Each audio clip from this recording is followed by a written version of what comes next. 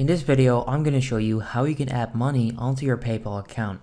Alright, so what you want to do is sign in, then right there you'll see your PayPal balance and you can click on add money right there.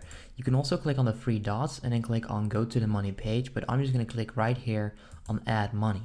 Now once you do that, it will send you over to this page where you can choose where you want to add money from. So I've linked my bank accounts and I'll blur this for you guys so that you cannot see my bank, but what you need to do is choose one of these options. So you can do directly from your bank. You can do an instant top up using Ideal if that's available in your location, or you can do it manually through your bank. I recommend doing and just using the first method right here.